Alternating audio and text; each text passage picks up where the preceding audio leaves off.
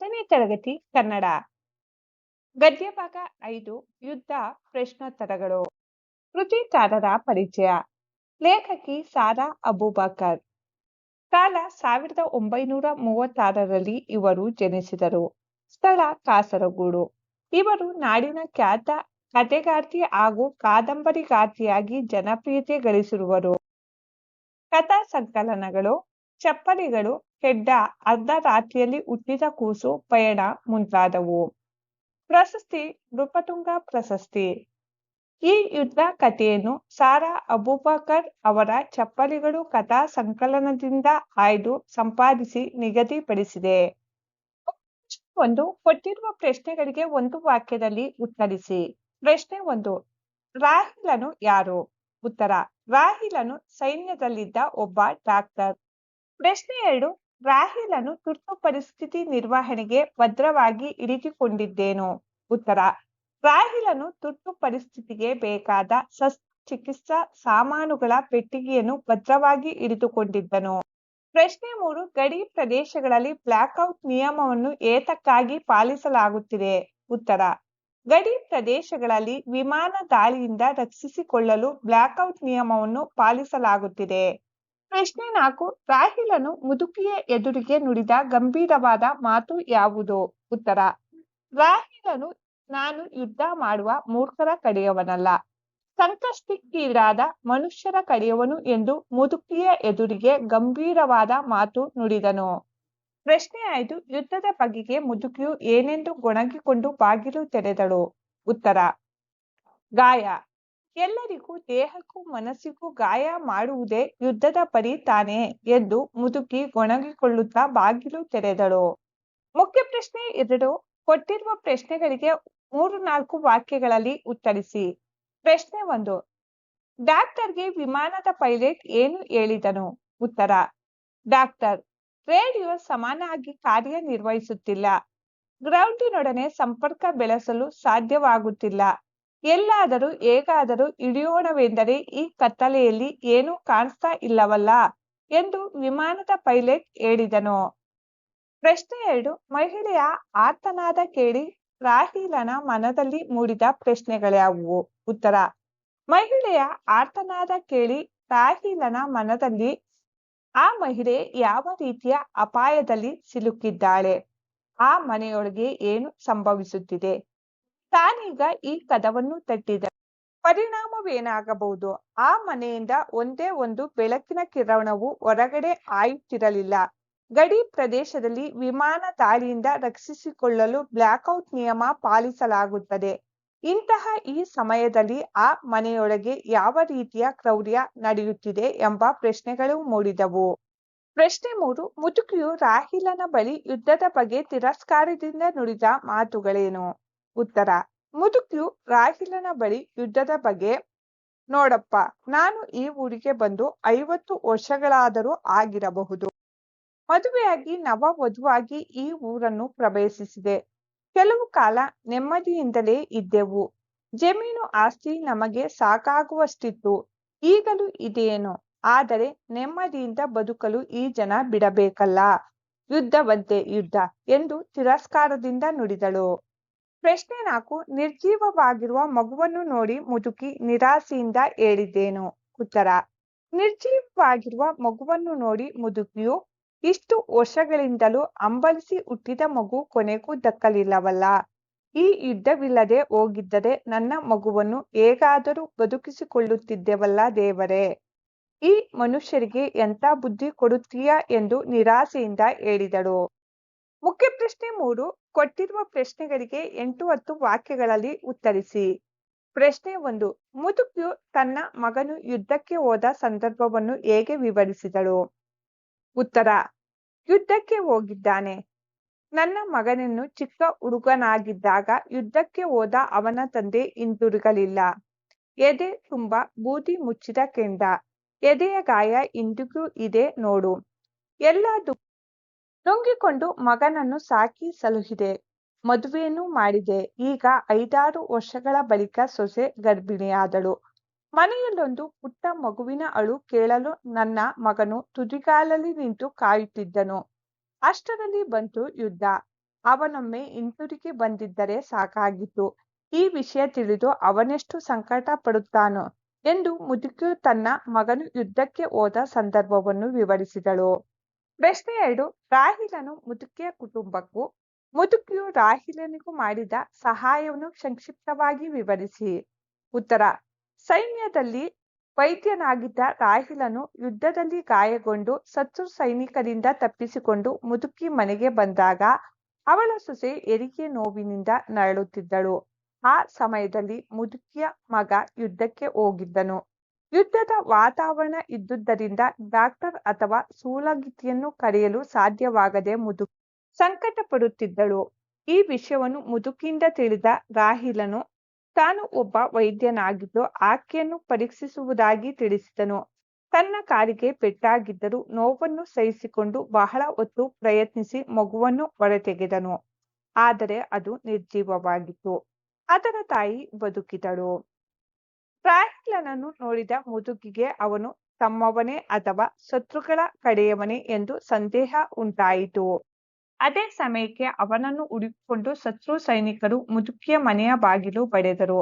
ಅವನು ನಮ್ಮ ವಿರೋಧಿ ಸೈನಿಕನೆಂಬ ಅವಳ ಅನುಮಾನ ನಿಜವಾಗಿತ್ತು. ಅವಳು ಅವನ ಕಡೆ ಕೋಪದಿಂದ ನೋಡಿದಳು. ಆದರೆ ರಾಹಿಲ ದಯನೀಯ ನೋಟದಿಂದ ಬಾಗಿಲು ತೆರೆಯಬೇಡಿ ಎಂದು ಕೈಸನ್ನೆ ಮಾಡಿದನು.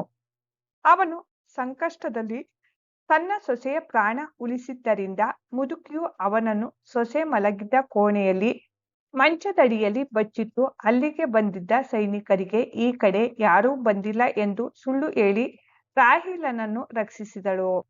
ಪ್ರಶ್ನೆ 3. ಯುದ್ಧದಿಂದ ಆಗುವ ಅನಾಹುತಗಳ ಬಗ್ಗೆ ನಿಮ್ಮ ಅಭಿಪ್ರಾಯವನ್ನು ಬರೆಯಿರಿ. ಉತ್ತರ. ಯುದ್ಧದ ಭೀಕರತೆಯು ಧರ್ಮ ದೇಶಗಳ ಭೇದವಿಲ್ಲದೆ ಭಾಗಿಯಾದ ಸೈನಿಕರಿಗೂ ಅವರ ಕುಟುಂಬ ವರ್ಗದವರಿಗೂ ಹಾಗೂ ದೇಶಕ್ಕೂ ನಾನಾ ರೀತಿಯ ಸಂಕಷ್ಟಗಳನ್ನು ತಂದೊಡ್ಡುತ್ತದೆ. ಯುದ್ಧದಿಂದಾಗಿ ಸಾವಿರಾರು ಜನ ಸೈನಿಕರು ಬಲಿಯಾಗುತ್ತಾರೆ. ಅದರಿಂದ ಅವರ ಕುಟುಂಬ ವರ್ಗ ಬೀದಿ ಪಾಲಾಗುತ್ತದೆ. ಸಾರ್ವಜನಿಕ ಆಸ್ತಿ ಪಾಸ್ತಿ ಮನೆ ಮಠಗಳು ಹಾಳಾಗುತ್ತವೆ. ಯುದ್ಧ ಒಂದು ಪೀಳಿಗೆಯ ಸುಖಿ ಜೀವನವನ್ನು ಕಸಿಯಬಲ್ಲದು. ಭೌತ ಸ್ವರೂಪದ ಹಾನಿ ಉಂಟಾಗಿ ಗತಿಚಕ್ರ ಹಿಂದಕ್ಕೆ ಓಡುತ್ತದೆ. ಯುದ್ಧವೆನ್ನುವುದು ಮಾನವ ನಿರ್ಮಿತ ಕೆಡುಕಿನ ಕಾರ್ಯ. ಯುದ್ಧದ ಸಂದರ್ಭದಲ್ಲಿ ಹಾಕಲಾಗುವ ಬಾಂಬ್ಗಳಿಂದ ಆ ಪ್ರದೇಶವೇ ಸುಟ್ಟು ಹೋಗುವುದಲ್ಲದೆ ಹಲವಾರು ವರ್ಷಗಳವರೆಗೆ ಆ ಪ್ರದೇಶದ ಸುತ್ತಲೂ ವಾಸಿಸುವ ಜನ ಜಾನುವಾರು ಸಸ್ಯವರ್ಗ ಜೀವ ಸಂಕುಲದ ವಂಶವಾಹಿಯ ಮೇಲೆ ಪರಿಣಾಮ ಬೀರುವುದಲ್ಲದೆ ಅಲ್ಲಿ ಜನಿಸುವ ಮಕ್ಕಳು ಅಂಗಹೀನವಾಗಿ ಹುಟ್ಟುತ್ತಾರೆ. ಇದಕ್ಕೆ ಹಿರೋಶಿಮಾ ಮತ್ತು ನಾಗಾಸಾಕಿಗಳೇ ಸಾಕ್ಷಿ. ಯುದ್ಧದಲ್ಲಿ ಭಾಗವಹಿಸುವ 2 ರಾಷ್ಟ್ರಗಳು ನಷ್ಟಕ್ಕೀಡಾಗುತ್ತವೆ. ಆ ಮೂಲಕ ಆರ್ಥಿಕ ಸಂಕಷ್ಟ ತಲೆದೂರುತ್ತದೆ.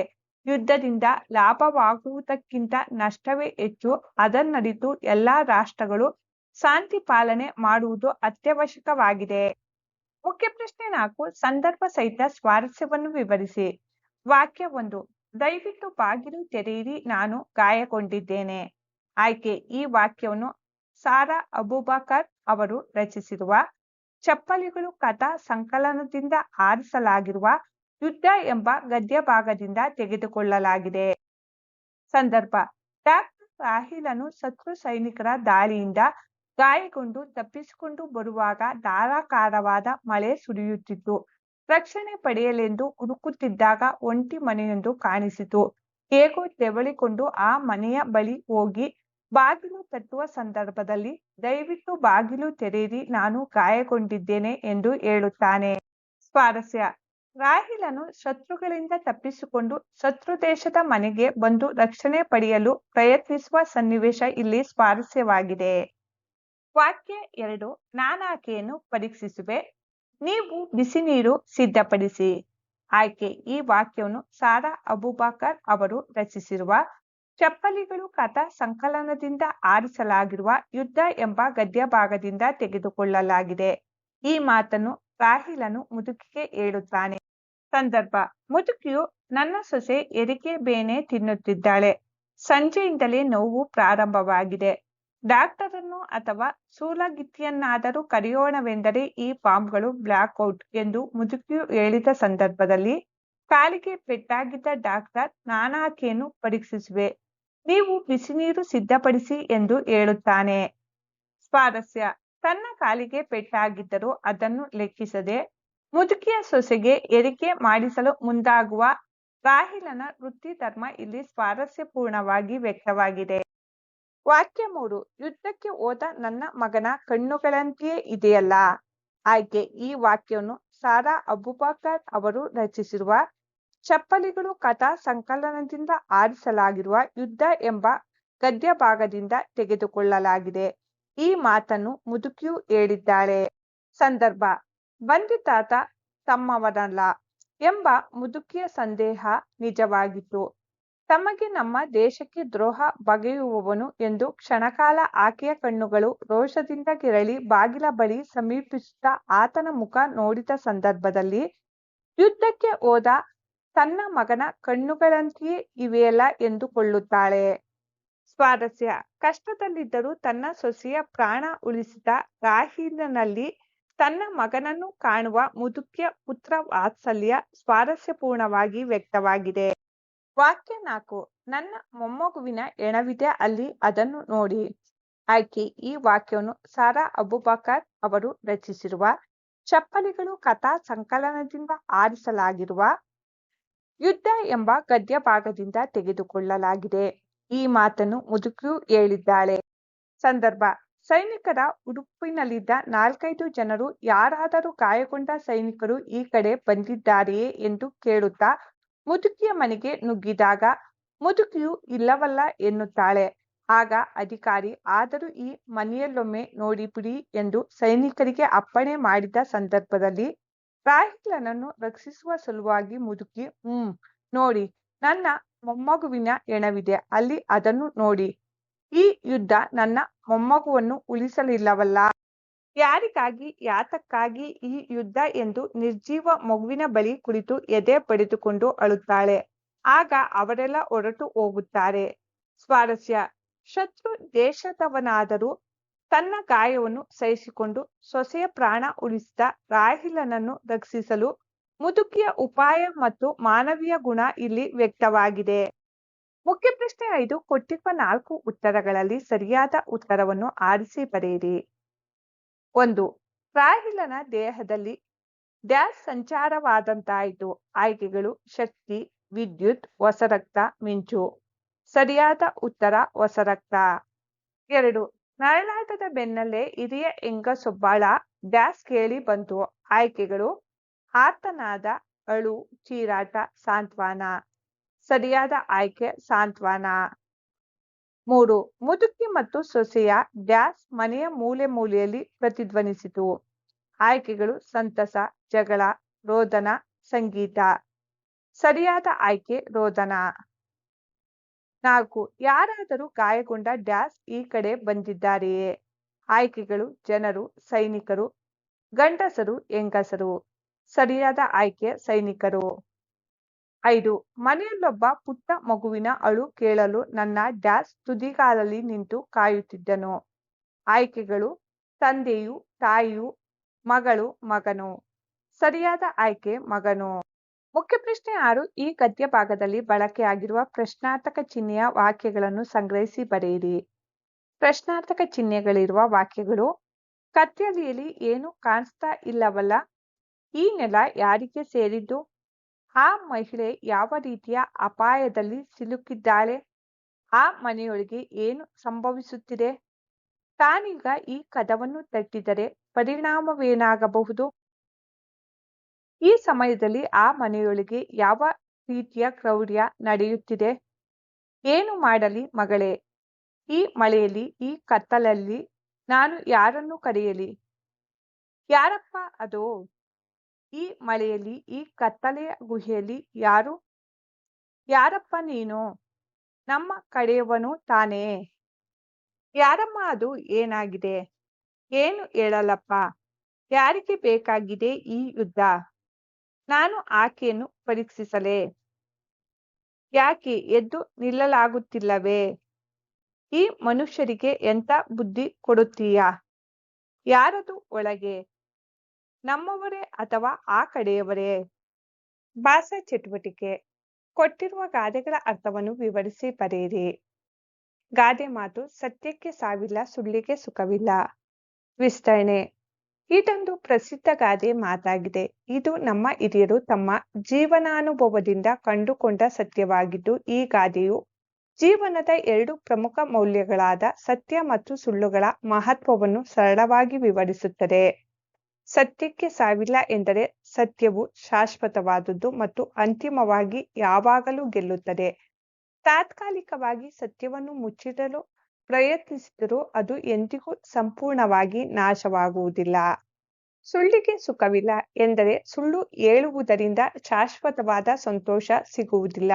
ಸುಳ್ಳು ಹೇಳಿದಾಗ ತಾತ್ಕಾಲಿಕ ಲಾಭಗಳು ಸಿಗಬಹುದು, ಆದರೆ ಆ ಲಾಭಗಳು ಹೆಚ್ಚು ಕಾಲ ಉಳಿಯುವುದಿಲ್ಲ.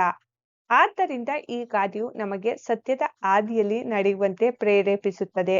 ಸತ್ಯವು ಕೆಲವು ಸಮಯದಲ್ಲಿ ಕಷ್ಟಕರವಾಗಬಹುದು, ಆದರೆ ಅದು ಶಾಶ್ವತವಾದ ಸಂತೋಷವನ್ನು ತರುತ್ತದೆ. ಸುಳ್ಳು ಸುಲಭವಾಗಿ ಕಾಣಿಸಬಹುದು, ಆದರೆ ಅದು ಅಂತಿಮವಾಗಿ ದುಃಖ ಮತ್ತು ನಾಶಕ್ಕೆ ಕಾರಣವಾಗುತ್ತದೆ. ಗಾದೆ ಮಾತು ಹಾಳಾಗಬಲ್ಲವನು ಅರಸನಾಗಬಲ್ಲನು. ವಿಸ್ತರಣೆ. ಇದೊಂದು ಪ್ರಸಿದ್ಧ ಗಾದೆ ಮಾತಾಗಿದೆ. ಇದು ನಮ್ಮ ಹಿರಿಯರು ತಮ್ಮ ಜೀವನಾನುಭವದಿಂದ ಕಂಡುಕೊಂಡ ಸತ್ಯವಾಗಿದ್ದು, ಇದರ ಸರಳ ಅರ್ಥವೇನೆಂದರೆ ಸೇವಕನಾಗಿ ಕೆಲಸ ಮಾಡಲು ಸಾಧ್ಯವಾದವನು ರಾಜನಾಗಲು ಸಮರ್ಥನಾಗುತ್ತಾನೆ ಎಂಬುದಾಗಿದೆ. ಹಾಳಾಗಿ ಕೆಲಸ ಮಾಡುವಾಗ ಒಬ್ಬ ವ್ಯಕ್ತಿಯು ಜವಾಬ್ದಾರಿಯನ್ನು ಹೊರಲು, ನಿಯಮಗಳನ್ನು ಪಾಲಿಸಲು ಮತ್ತು ತಂಡದೊಂದಿಗೆ ಕೆಲಸ ಮಾಡಲು ಕಲಿಯುತ್ತಾನೆ. ಇಂತಹ ಅನುಭವವು ನಾಯಕತ್ವದ ಗುಣಗಳಾದ ಸಂಘಟನೆ, ನಿರ್ವಹಣೆ, ಸಮಸ್ಯೆ ಪರಿಹಾರ ಮತ್ತು ಸಮುದಾಯದೊಂದಿಗೆ ಬೆರೆಯುವ ಕೌಶಲ್ಯವನ್ನು ಬೆಳೆಸಿಕೊಳ್ಳಲು ಅಡಿಪಾಯ ಹಾಕುತ್ತದೆ. ಸಣ್ಣ ಮಟ್ಟದಲ್ಲಿ ಜವಾಬ್ದಾರಿಗಳನ್ನು ಯಶಸ್ವಿಯಾಗಿ ನಿರ್ವಹಿಸಿದರೆ ಮಾತ್ರ ದೊಡ್ಡ ಜವಾಬ್ದಾರಿಗಳನ್ನು ಹೊರಲು ಆತ್ಮವಿಶ್ವಾಸ ಮತ್ತು ಸಾಮರ್ಥ್ಯ ಹೆಚ್ಚುತ್ತದೆ. ಆಗ ಯಾವುದೇ ಕ್ಷೇತ್ರದಲ್ಲಿ ಉನ್ನತ ಸ್ಥಾನವನ್ನು ತಲುಪಲು ಸಮರ್ಥರಾಗುತ್ತಾರೆ ಎಂಬುದನ್ನು ಈ ಗಾದೆ ಸ್ಪಷ್ಟವಾಗಿ ತಿಳಿಸುತ್ತದೆ.